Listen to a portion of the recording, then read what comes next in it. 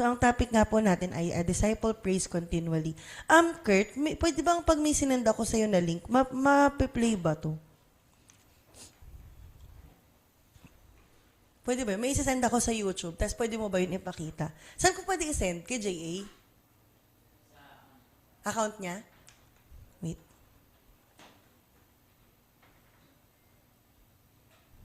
Eto, pwede mo bang i-play yung video? Ay! Kanino account yung nakalagin dito sa ano? Wala? O, sige. Ayun, may sinend akong link, sorry. Pwede bang paki-play? Asan yung notes?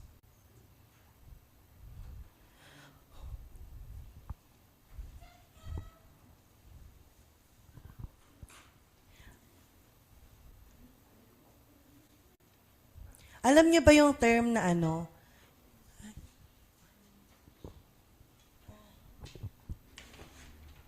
Alam niyo yung term na heliotropism? Malalaman niyo yan pag, pag nag-flash na screen. Kasi, dati, ang paborito kong flower ay sunflower. Alam niyo kung bakit? Favorite mo ba yung sunflower? Sino kilala ko? Favorite mo ba sunflower? Ba't parang namumuhi kayo sa sunflower? Favorite ko dati yung sunflower. Bakit tinawag na sunflower ang sunflower? Mukha siyang sun, di ba? Pero hindi po dahil doon. Kaya siya, isang rason kung bakit siya tinawag na sunflower. Kasi, meron siyang heliotropism. Sige nga, paki-play. Ito po ang baby sunflower. Nakikita niyo ba ito? Ayan sila, oh. Ayan, ayan, ayan. Pag baby pa sila, kung nasan yung sun, galing dito yung sun, pag ganun sila, umiikot talaga sila. Nakita nyo? Isa pa, Galing po sila dito, di ba? Nakaharap sila dito. Tapos yung sun ay gagalaw. So, kung saan pupunta yung sun, doon sila pupunta. Ganun yung sunflower. Ang tawag doon sa ginagawa nila ay heliotropism. So, to simply say, it follows the sun. Sa umaga, di ba, galing sa east, papunta sa west ang sun. So, yung mga baby, yung mga maliliit pang sunflower, ganun din nila susundan yung sun. Tapos, ito yung reason kung bakit ko siya gusto dati. Kala ko nga, dati, yung malalaking sunflower, ganun din. Kaso hindi pala kasi mababali na siguro yung leeg nila. Alam nyo naman, pag matatanda, di ba, ang leeg medyo masakit. Yung bata lang yung nakakagawa. Kahit pala sa bulaklak, ganun din sila. Pero ang ganda, no? Parang talagang buhay yung mga nilikha ng God. Isipin nyo, napakaliit na detail niyan. Kumbaga parang nagfe-flex lang si Amay. Hindi naman niya siguro hindi naman lahat ng flower ganyan eh. Di ba? Parang hindi naman kailangan gumawa ng God ng isang flower na susunod sa sun. Pero ang gandang fact na, Ama, bakit mo nga pag ginawa yung sun na ano to? Sorry, na-move ko pala ng... Ako ba yun? O ikaw? Ikaw. So, gusto ko lang siyang i-relate kasi ang sunflower na baby, kung nasan siya, kung nasan yung sun, nandun siya nakatingin. Tayo, anong tawag sa atin ng God sa Bible? Children, di ba? Mga baby tayo, mga bata tayo. Sana, bilang anak ng Diyos, bilang mga bata, para tayong mga... Yes, tita? Si J.A. In demand para si J.A. Anong sinasabi ko? Bilang mga children of God, kung nasan ang God, dapat doon din tayo titingin. Kung nasan siya. Diba? At isang reflection for me nun ay ang prayer. Kasi titingin ka sa God through prayer. Hindi mo siya makikita kung di ka nagdadasal. Hindi mo siya maaalala kung di ka nagdadasal. Ibig sabihin, kung di ka nagdadasal, hindi mo naaalala ang God. Diba? Prayer, simply put it, is you just talk to God. Hindi mo kailangan ng laging mahabang prayer katulad ni Tito Eugene, ni Mama at ni Tita Stella para mag-pray. Minsan, kakausapin mo lang ang ganda. God, ang ganda ng flower. Diba? You think of God. Naalala mo na agad ang God. Prayer yun. Hindi din siya yung format lang ng prayer na Our Father who art in heaven. Hindi po, parang ang prayer ay simple lang. Huwag natin pakomplikahin ang meaning ng prayer. Kung tayo ay may problema, yan, sure, magpe-pray tayo. Sana, nagpe-pray tayo kung tayo ay may problema. Pag may sakit tayo, nagpe-pray tayo. Pag may kailangan tayo, nagpe-pray tayo. Pag di natin alam gagawin natin, nagpe-pray tayo. Pero hindi lang yun. Sa lahat ng pagkakataon, sabi nga po, one mark of a disciple is is to pray, is he prays continually. Yun ang ating pag-uusapan ngayon. Pero, sabi dito sa Matthew chapter 6, verse 8, si Jesus Christ po yung nagsasalita dito. For your Father knows what you need before you ask Him. Bakit? Bakit pa ako magpe-pray? Alam din naman pala ng God yung gusto ko. Alam pala niya yung kailangan ko. So, bakit pa ako mananalangin? Ay, teka lang po. Bakit kaya ganun? Ayun. Sa totoo lang, nag-struggle ako na kapag ka-prayer yung topic. Kasi parang sobrang broad ng prayer. Ang dami nating teachings about how to pray, ano yung different types of prayer, intercessory prayer, thanksgiving, ang dami. Tapos, parang pag pinag-usapan mo yung prayer bilang Kristiyano, dapat, alam mo na yan, kabisado mo na yan. Kasi nagdadasal ka eh, di ba? Parang, alam natin na kung para saan ba ang panalangin. What it does for us. So today, nagpe-pray talaga ako. Sabi ko, Ama, anong topic kaya anong kayang aspeto ng prayer ang pwede namin pag-usapan? Tapos, sabi ng God, simple lang eh. Nananalangin tayo dahil ang Diyos ay Diyos. 'Di ba? Hindi tayo nananalangin dahil tayo lang ay may kailangan or tayo ay may sakit or tayo ay may problema. Ang prayer, ito dapat yung default setting ng isang Kristiyano na naniniwala na may Diyos. At kilala niya kung sino ang sarili niya before God and who He is before Him.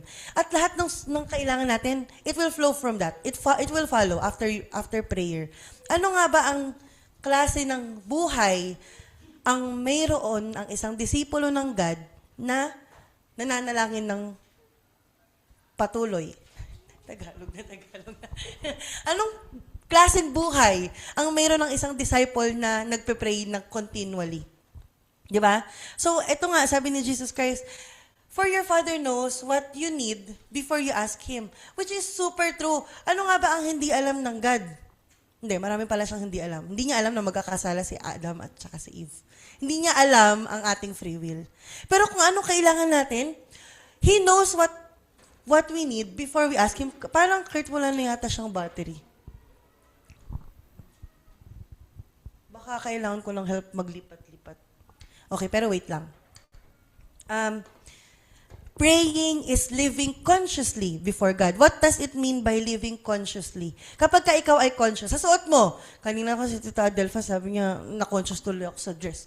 Sabi kasi namin ni Arjun, meron kaming pag-uusap, sabi namin, oy, magdadamit na tayo ng para na tayong naning at saka tatay. Dapat, naka-shoes na tayo lagi. Kasi lagi kami naka-crocs, naka-leggings, naka-t-shirt, di ba? Sabi namin, sayang naman yung mga damit natin na to. Dapat gandahan na. Kasi si gamit, tingnan niyo po, palabas na nga siya ng pinto, oh. Dapat, gagandahan din namin. Binati ni Tito Adolfo kanina, sabi niya, wow, naka-dress. Na-conscious naman ako. Di ba ganun, yung kapag ibig sabihin ng conscious, parang lagi kang nag-iisip, parang aware ka. So, praying is living consciously before God. Ibig sabihin, aware ka na may God. Kaya ka nananalangin. You acknowledge that God is God and that He is so worthy na panalangin na natin. We put God first before anything else. And that is the reason why na kahit, Kurt, back mo muna, na kahit alam na ng God ang ating pangangailangan, ay mananalangin pa rin tayo. So, today, titignan natin ang mga naging prayer life ng mga naging hari. Ewan ko ba, recently, sobrang gustong-gusto kong binabasa yung buhay ng mga hari, kahit bad sila, or kahit good sila. Pero may spoiler ako. Lahat ng mga haring babasahin natin, lahat sila ay nananalangin. Ang hari, meron niyang army kung meron silang kalaban. Ilang libo na tauhan ang kaya nilang i-dispense kapag ka sila ay may kalaban or may aatake sa kanila or may aatakihin sila. Gami? Sorry po, wait lang.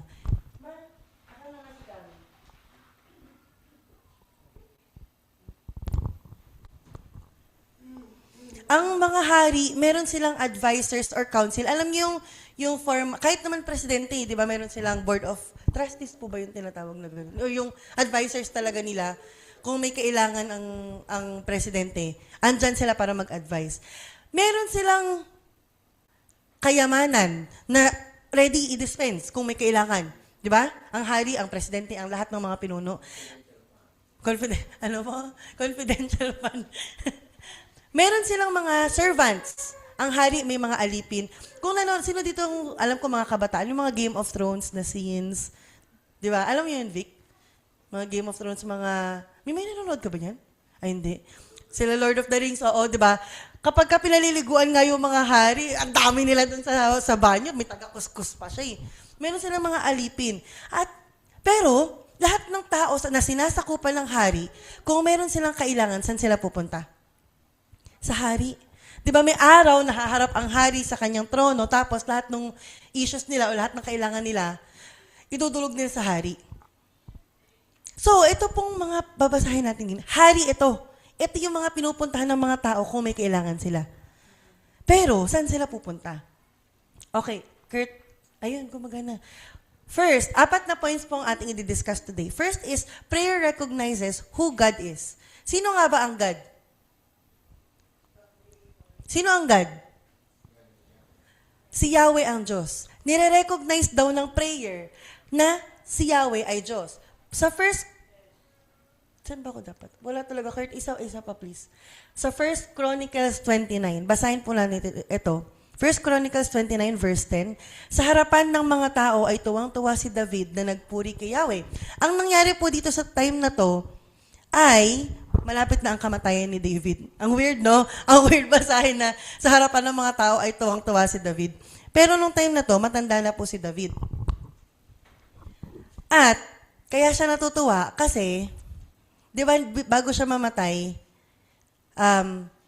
sinabi ng God sa kanya na hindi ikaw ang magtatayo ng aking templo, kundi ang anak mo. So, bago siya mamatay, pinrepare niya lahat ng kailangan. Siguro bilang mga parents, isa sa mga very accomplishing thing is pinrepare mo yung kailangan ng anak mo. Di ba? Parang proud ka doon na kahit mamatay ako, okay na yung anak ko. Si mama yun yung sinasabi niya lagi sa amin eh. Kaya gusto niya raw kaming, wala daw kasi siyang ipapamana. Ang ipapamana niya lang ay yung kanyang pananampalataya sa Diyos. So, kung makita niya raw kami ni J.A. na nananampalataya sa Diyos, pwede na raw siyang, okay na raw siya. Rest in peace na. Pero ngayon, nadagdagan, may apo na siya. Tingnan natin kung makakapag-rest in peace na siya agad. So si David, nung time na to, ayun na nga, happy siya kasi na-prepare niya na lahat ng kakailanganin para doon sa temple na gagawin ng kanyang anak. So ito yung sinabi niya. Quiet. Read silently. Sa harapan ng mga tao ay tuwang-tuwa si David na nagpuri kay Yahweh. Sinabi niya, purihin kayo magpakailanman. Yahweh, ay hindi niyo ako nakikita, tita, no? Kasi nakaharang ako. Ay, Kurt, what happened? Dapat po ba dito? Better ba yan? Ay, okay. Nakaharang pala ako talaga. Kaya naman pala, hindi nila nakikita kanina pa. Okay.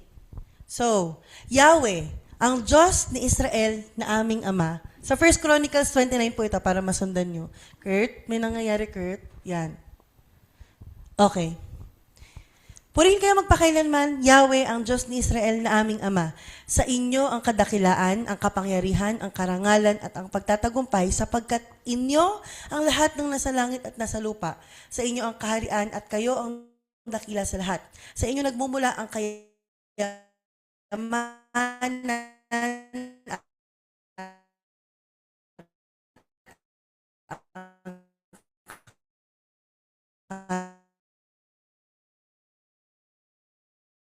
hari sa salita kilaan at kayo ang nagbibigay ng lakas at kapangyarihan sa lahat. Pinasasalamatan namin kayo, O Diyos, at pinupuri ang inyong maluwalhating pangalan. Ito yung panalangin ni David bago siya mag-rest in peace. Si David to, ang prayer ng hari na ating binabasa. Bilang hari, alam niya na hindi siya ang pinagmulan ng lahat ng kayamanan na pinrepare niya. Di ba? Ang hari, alam niya, siya ang pinakamataas dahil nga lahat ay lumalapit sa kanya. Pero nakita natin kung paano naging mapagpakumbaba si David sa prayer niya na to. Parang, Ama, sa inyo to, wala ako dito, wala akong sinabi dito. Sa inyo lahat galing to. Sinasabi niya na God is above me and His is the kingdom in English. 'Di ba? Kanya ang kaharian na mayroon si David. Ang ganda siguro ng kaharian ni David na masyadong musical. Kasi di ba lagi siyang ng mga songs. Tapos lagi pa siyang nagpapapista every time na meron silang mga tuwing nananalo sila sa mga enemy. Parang laging may parada, laging pinapauna niya lahat ng tumutugtog. Feeling ko ang sayang maging part ng kingdom ni David. Okay. Next. Sa 2 Kings, chapter 19. Ito naman po ay si King Hezekiah. Naalala niyo, pinag-usapan natin si King Hezekiah a few weeks ago. Yahweh, ang Diyos ng Israel na nakaluklok sa trono sa ibabaw ng mga kerubin, kayo lamang ang Diyos sa lahat ng kaharian sa ibabaw ng lupa.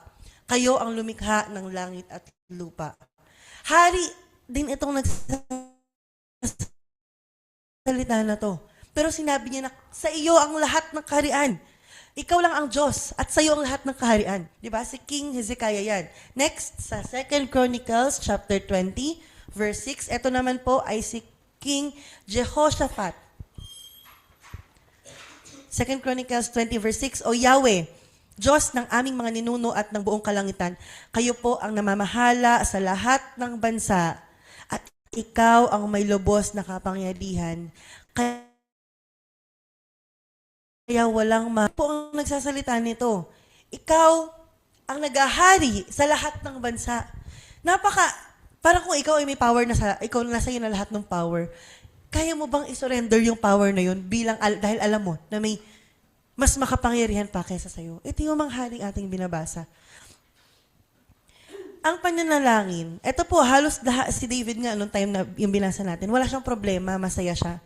Hindi nagsisimula ang prayer dahil may mali or dahil may kailangan tayo.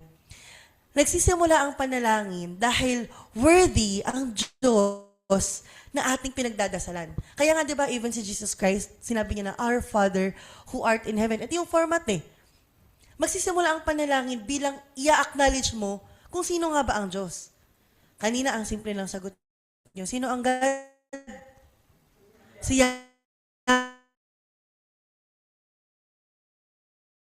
Sino si Yahweh? Power na tumitingin from east to west. Di ba?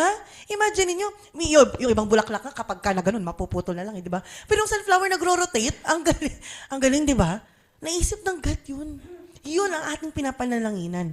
Next card, please.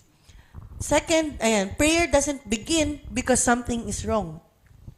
It begins because God is worthy. Next, please. Second point, prayer remembers who we are. Sino nga ba tayo? Ano ang tao? At iniisip mo siya. Di ba? Parang pag may isip mo yan, hindi kasi natin to lagi naiisip eh. Lagi tayo nagmamataas sa Diyos. Pero kapag may isip mo na, Ama, sino nga ba ako? Para pahalagahan mo ko. Ama, sino nga ba ako para mahalin mo ko? Hindi ba magiging humble ka? Ang tao, ano yan eh,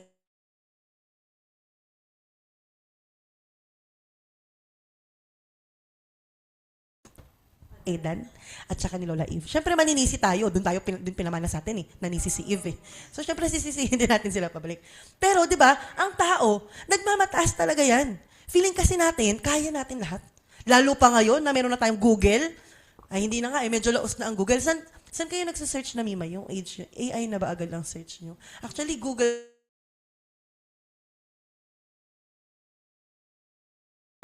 search AI na agad eh. No? Sa AI, di ba? Meron pa tayong mga libro na mga self-help books na The Subtle Art of Not Giving Up. Di ba? Meron pa tayong, Power of 9 a.m. The Power of, the Power of 9 a.m. ba yun? Meron pa tayong Atomic Habits kung tawagin. Ang gaganda ng mga libro na yan. Ano yung pinapakinggan mo, Arjun? Taoism? Na hindi mo pinapakinggan talaga. Kasi daw very calming yung boses. Kasi daw sila Tito Vince, pag pinapakinggan niya, hindi siya nakakatulog. Kasi masyadong maano yung boses. Pinapakinggan niya yung kalmadong boses. Ang dami nating sources ng wisdom. Quote-unquote wisdom. Meron pa. Hindi lang yan. Meron pa tayong mga advisors. May financial advisor. May financial advisor ka ba, Twing? Diba? Gusto mo may financial advisor? Meron pa tayong coach. Hindi lang si coach. Sa gym namin, may mga Meron pang youth. Ginagawa niyo po ba yan sa age niyo? So, nagsisearch na po ba kayo kapag may nasirang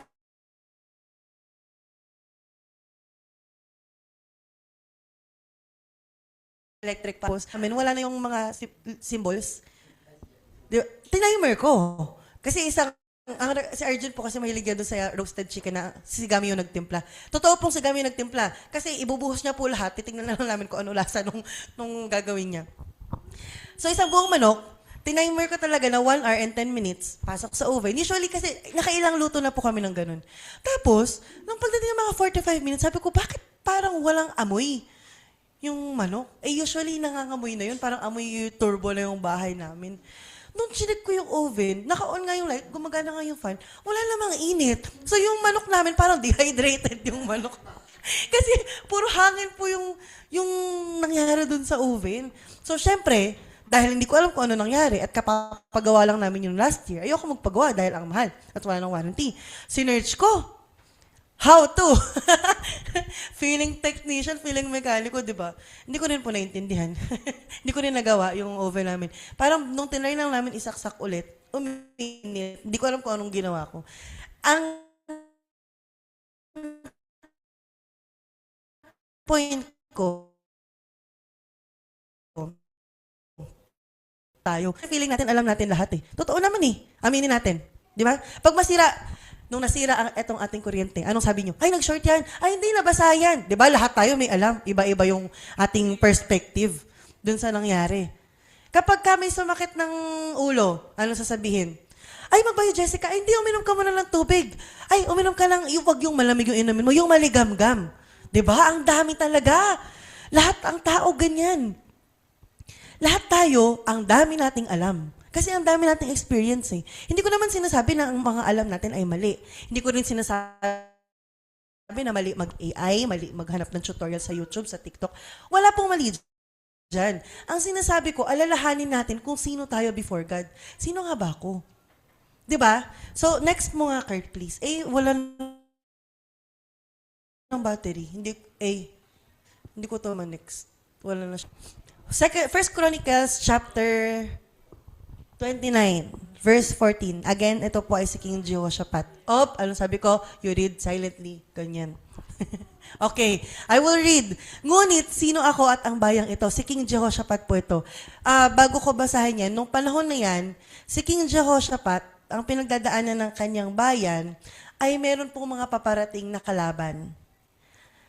Kaya, ito ang sinabi niya, ngunit sino ako at ang bayang ito? Buong puso kaming nagkakaloob sapagkat ang lahat ng ito ay galing sa inyo at ibinabalik lang namin. Tulad ng aming mga ninuno, kami ngayong mga dayuhan at naglalakbay lamang. Ang buhay namin sa daigdig na ito ay parang anino at pansamantala lamang. O Yahweh na aming Diyos, ang lahat ng kayamanang ito na aming ibinigay para ipagawa ng iyong tahanan ay sa iyo rin nagmula. Tama kaya yung binasa ko? Okay. Ito dito nagsisimula ang humility. Kapag ka ma-realize natin na sino nga ba ako, Ama? Kapag ka tayo ay nanalangin ng may humility, it will put us back to our proper place. Saan nga ba tayo dapat belong? Di ba sa paningin ng Diyos, para lang tayong grain of sand na ganinan ng kaliit. Tapos feeling natin, ang problema natin, abot na hanggang langit. Di ba? Kung tayo ay nananalangin, we acknowledge that we are not God. Pero kung tayo ay nananalangin, alam natin na hindi tayo ang Diyos. Pero kung hindi tayo nananalangin, feeling natin, Diyos tayo na kaya natin gawin lahat. Ako to I'm strong, independent. I'm a strong, independent woman. Di ba, Jalaisa? I don't need anybody else. I don't need you. Di ba? Kaya ko to. Ako to Dami kong pinagdaanan. Ito lang to Yun tayo kapag hindi tayo nananalangin. Nakakadiri, no? Pero ilang beses nga ba talaga tayo nananalangin? At ilang beses tayo kadiri? God is the creator. And we are the creation. Tayo lang yung mga nilikha. Siya ang ating Diyos. Tayo ang kanyang tao. Tayo ang kanyang people. Siya ang ating Ama. At tayo ay ang mga bata. Bilang mga magulang, Anong tingin nyo sa maliit na yun? Di ba, ang dami niya pang hindi kaya? Di ba? Pero yung maliit na yun, feeling niya kaya niya na lahat. Ganyan tayo. Ganyan, tingnan nyo. Feeling niya, naiintindihan natin siya, di ba? Ganyan din tayo sa Diyos. Siya cute nga eh, tayo hindi. Buti si Gami, cute yung boses niya, cute. Pero tayo, pag nagmamataas tayo sa Diyos, tingin nyo ba cute yun? Hindi. 1 Kings chapter 3. Yahweh, aking Diyos, ginawa mo akong hari bilang kahalili ng aking amang si David. Kahit ako'y bata pa at walang karanasan. Sino kaya to? Quiz pala to, quiz. Si Solomon, di ba? Ngayon, nasa kaligitnaan ako ng iyong bayang pinili. Bayang hindi na mabilang sa dami. Bigyan po ninyo ako ng karunong kailangan ko sa pamamahala at kakayahang kumilala ng mabuti sa masama. Sapagkat, sino po ba ang may kakayanang maghari sa napakalaking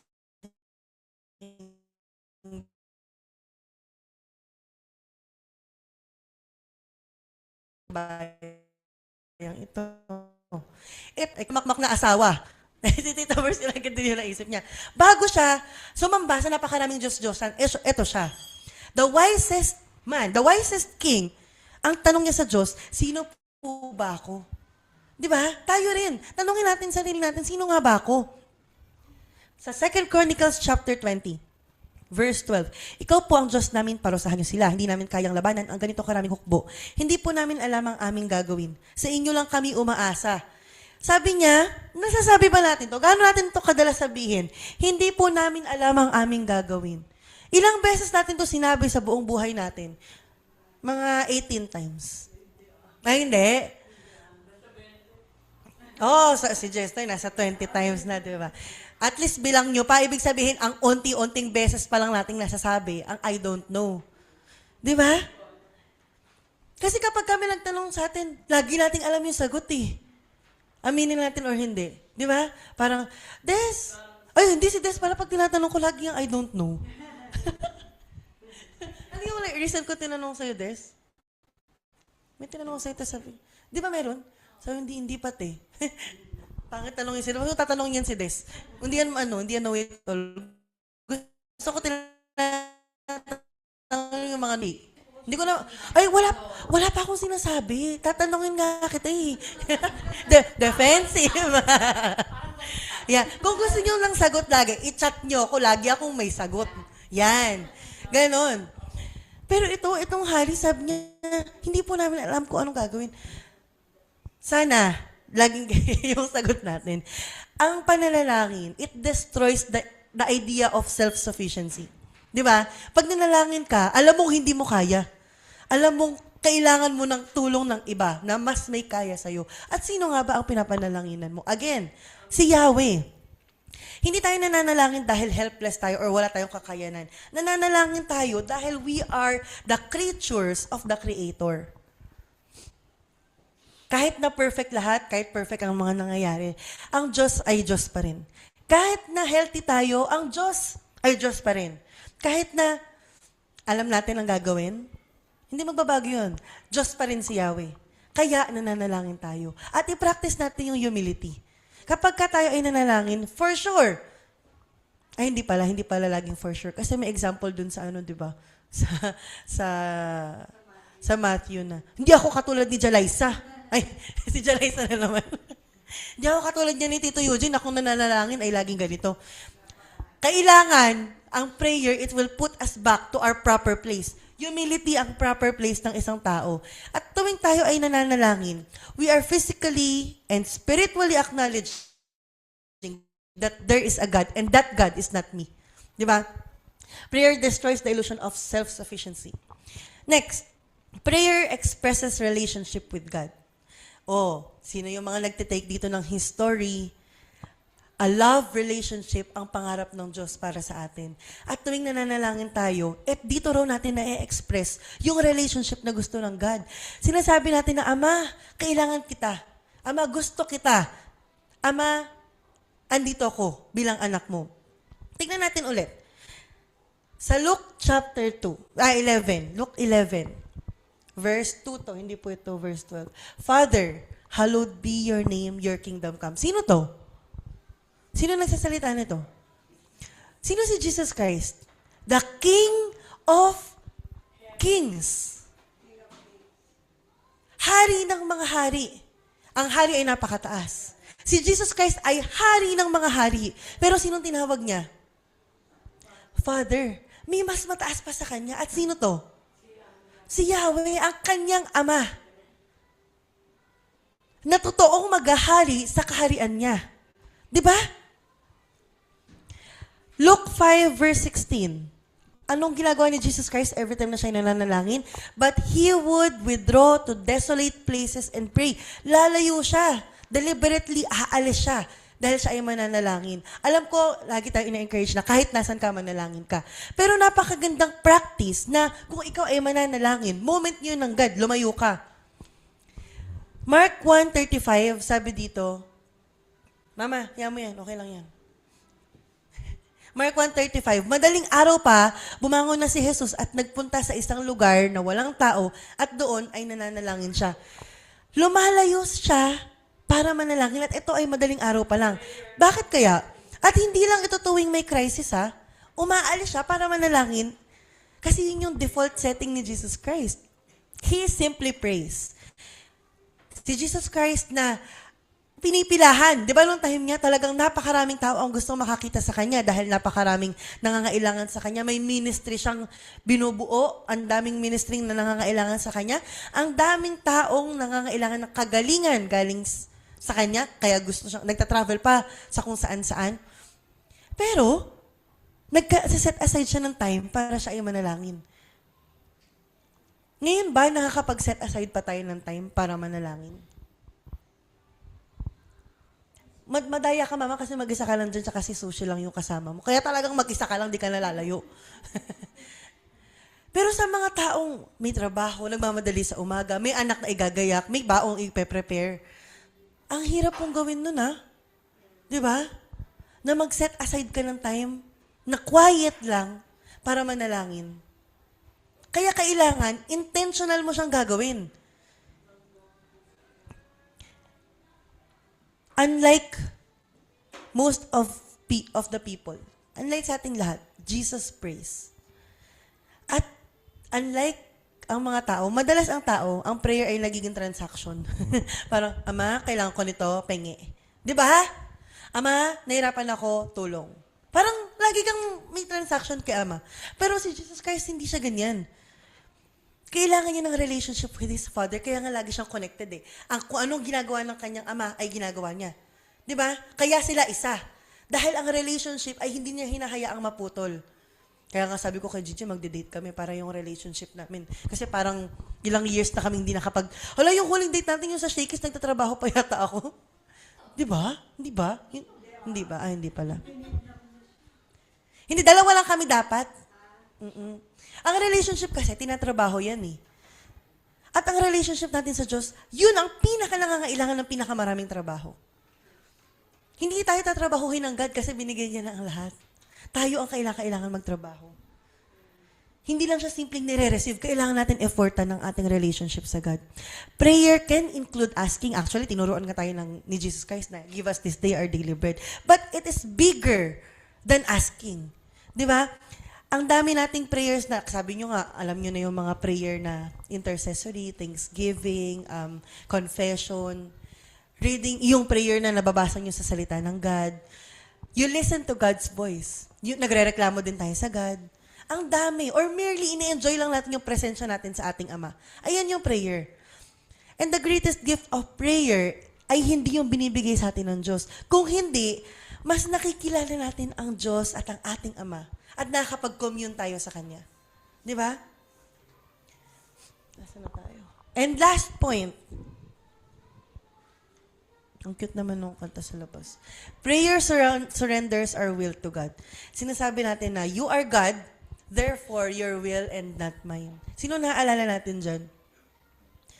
Kung Diyos si Yahweh, ito question to ha. Kung Diyos si Yahweh at ako ay hindi Diyos, hindi ba dapat mas pagkatiwalaan natin siya? At pag nagtiwala tayo sa Kanya, isusurrender natin sa Kanya lahat. Kung naniniwala tayo na Diyos si Yahweh, naniniwala tayo, di ba? Bakit hindi tayo makapag-surrender? Ibig sabihin, hindi tayo naniniwala ng lubos. Tama, mali? This is not condemnation. Hindi po kayo kinokondem kasi kahit ako sa sarili ko, alam ko, sure ako 100% na si Yahweh ay ang Diyos. Pero bakit hindi ako makapag-let go? Bakit feeling ko mas may kakayanan ako kaysa sa Diyos? Ito yung kailangan kong trabahuhin sa sarili ko. Ang hirap kasi pag magtuturo ka eh. Di ba? Kasi ako yung una kong kinokondem. Paano ko maituturo to sa inyo nang hindi ko pa siya nagagawa? Simply, sabay-sabay tayo na matututo. Kasi ako rin tinuturuan ng God eh. Di ba? Kung naniniwala ako na may Diyos, bakit tinatry kong gawin sa sarili kong kakayanan? Ginagawa niyo pa rin po ba yan? All that time. Di ba? Si mama kanina, pagdating ko, nararatel eh. Sabi niya, ay, 4:00 na ako nakatulog, hindi pa ako nakakapaghiwa ng sibuyas. Tinatry mo kasing gawin lahat. Di ba? Simpleng sibuyas lang yun. Paano kung yung mga problema na talagang hindi mo na makontrol? Good thing na talagang susuko ka. Pero hindi sana sa lahat ng pagkakataon yung malalaking problema lang yung ipapakontrol nyo kay God. Ang sarap kayang mabuhay nang wala kang problema. Di ba? Hayaan mo ang Diyos yung mga problema. Kaya tayo nagkakaroon ng ng mga wrinkles. Kasi tinatry daw nating isolve yung mga problema na tayo lang. Sabi ng God, andito ako. Bakit ba ikaw problema niyan? Andito ako. Si Jesus Christ, sabi niya sa Luke chapter 22, iniwan niya sila at pumunta sa Dikaluyuan at doon ay lumuhod at nanalangin. Ito talaga ang pinaka nakakakilabot na prayer ni Jesus Christ. Sabi niya, Ama, kung loobin mo, ilayo mo sa akin ang kopang ito. Dahil alam niya ang mangyayari sa kanya. Pahihirapan siya, ipapako siya, mamamatay siya. Ngunit, huwag ang kalooban ko ang masunod, kundi ang kalooban mo. Lagi, kung si Jesus Christ sinabi niya to, bakit hindi natin to masabi? Ang dami nating wants, ang dami nating pangarap sa buhay, ang dami nating gustong mangyari sa buhay natin. Once, sabi ko nga, 25 years old, dapat meron na akong pink na kotse. Asa na yun? Di ba? Ang dami nating gusto sa buhay, pero sabi ni Jesus Christ, wag ang kalooban ko ang masunod, kundi ang kalooban mo.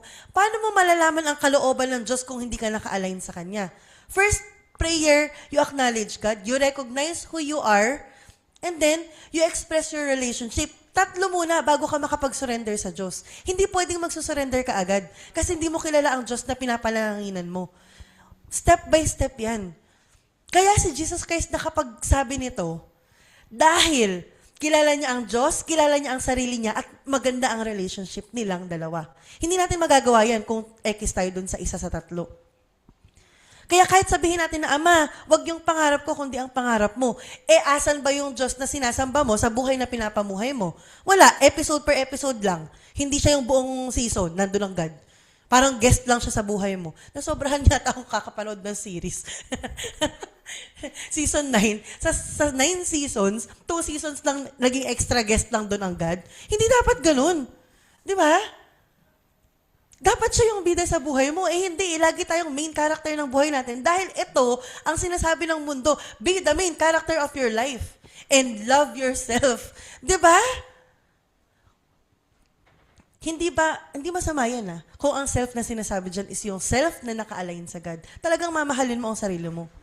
Pero hindi kasi dahil sa dami nating sources nowadays, nababaligtad na po yan. Nagiging main character ka, hindi ang God. Prayer is not about convincing God to do what I want. Minsan, nagne-negotiate pa tayo, katulad ni Abraham. Ama, kung 50 ba yun nandun, di mo nasisirain. Di ba minsan may negotiation yan? Ama, kung hindi ito yung trabaho para sa akin, ituro mo ko sa talagang gusto mo para sa akin. Hanggang sa hindi mo na alam kung ano ba yung trabaho na yun talaga. Dahil deep inside, alam mong pinapangunahan mo ang God. Dapat, ang prayer ay napaka-broad at napakalalim, pero sobrang simple. Ang kailangan nandyan ay yung puso. At hindi natin matatago yung puso natin sa God. Kung tayo ay nananalangin na sinasabi natin ang tamang salita, pero ang puso natin ay wala, hindi yan naabot sa God. A prayer of a mature disciple is, dahil ikaw ang Diyos, magtitiwala ako sa kung anong gusto mo. So, ito po yung bilin sa atin. Madali na tayo. Magme-memorize tayo ng verse ngayon, sabay-sabay. 1 Thessalonians chapter 5 verse 17. O, sabay-sabay tayo. Kaya ba natin itong memorizein? Palagi kayong manalangin. Na-memorize nyo? Very good! Ay, sana all. 1 Thessalonians chapter 5 verse 17, palagi kayong manalangin. Ito yung bilin sa atin ni Paul. Ngayon, si David po, lahat ay mayroon siya, kapangyarihan, kayamanan. Si Solomon po, ang wisdom, wisest man, ay si Solomon. Si Jehoshaphat ay napakalaking army. Gami, you listen to what God is saying. Si Jehoshaphat, ang army na meron si Jehoshaphat ay napakalaki. At si Hezekiah, ang authority niya ay talagang sobra. Si Jesus Christ ay ang King of Kings. At anong similarities nilang 5? Lahat sila ay nanalangin. Lahat to ay hari at lahat ng ito ay nanalangin. So bakit tayo hindi natin magawa? Nananalangin tayo pero ang panalangin ba natin ay totoo? Ang panalangin totoo ay merong surrender sa dulo. 'Di ba? Hindi dahil tayo ay laging nasa crisis, hindi dahil laging tayo ay may kailangan, hindi dahil laging tayo ay may sakit. Because nananalangin tayo dahil God is continually God. We don't pray continually because we continually need things. We pray continually because God is continually God. Hindi natatapos maging Diyos ang Diyos. At hindi po emergency room ang prayer. Hindi ito isang emergency activity na mananalangin ka lang kapag ka 50-50 ka na. It is a way of living before God. Kung sinasabi natin na prevention is better than cure, ito po yun. You pray. Kung tayo ay nananalangin kung may kailangan lang tayo, kung nananalangin lang tayo sa pagkakataong meron tayong kailangan, matatapos tayong manalangin. Pag nabigay na yung kailangan natin. 'Di ba? Pero kung tayo ay nananalangin dahil si Yahweh ay Diyos, hindi matatapos ang ating panalangin. Lagi tayong may reason to pray. Hindi po tanong na, do I pray enough? How many times did I pray today? Hindi po yun ang tanong. Ang mas uncomfortable question is, does the way I live, the way I pray, actually reflect that God is God and I am His disciple? Ang buhay ba na meron ako at sa pamamaraan bang kung paano ako manalangin, nire-reflect ba niya na si Yahweh ay God at ako ay isang disipulo? Ama, tulungan niyo po kami na magkaroon po kami ng lifestyle of prayer. Tulungan niyo po kaming madisiplina namin ang sarili namin, na lagi kaming lumapit sa iyo, lagi ka naming kausapin, at lagi naming naisin na kumonekta sa inyo. Salamat po, Ama, sa pagnanais mong magkaroon ng love relationship with us. Sana, Ama, kami rin po ay naisin namin yan at pagtrabahuhan din po namin yan sa paraang ninanais mo, na lagi kaming lalapit sa iyo at lagi kaming makikinig sa iyo, lagi ka naming kakausapin, lagi ka naming susumpungin. O aming Yahweh, hindi po namin kayang mabuhay sa mundong to kung hindi po namin kayo kasama. Kaya lagi niyo po kaming i-remind, oras-oras, minuto, na kailangan po namin kayo sa aming buhay. Dahil wala po talaga kami kung wala po kayo. Salamat po, Ama, sa lahat ng ito sa ngalan ng inyong anak na si Jesucristo, aming Panginoon. Amen.